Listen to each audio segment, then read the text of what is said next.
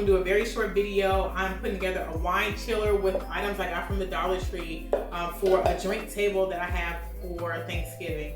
And also I'm just gonna be using just some fall foliage that I picked up from our garden. Let's go ahead and jump straight into it.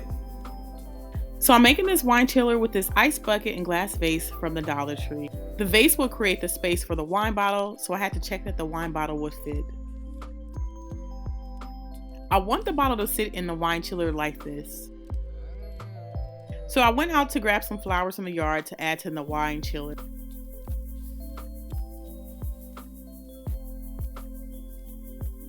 I'm putting the flowers in the bucket, but on the outside of the vase. I'm going for a fall look, so I stuck to the oranges, the yellows, and the greens. So now I'm just adding in these flowers. I'm just randomly arranging them so I can see colors all around the wine chiller.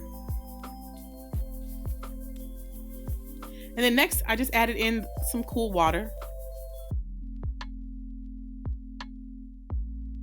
I had to add some type of weight to hold the vase down, so I put this plate on.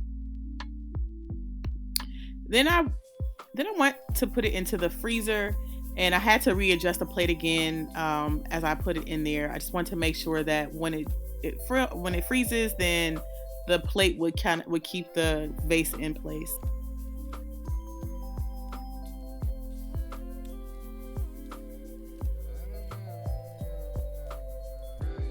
I left this in the freezer overnight, and then I took it out the next day and poured a little warm water over it to loosen up the vase so I can remove it. It actually came out pretty easily. I really love how dramatic this looks. I want to go for like that deep kind of dramatic fall look.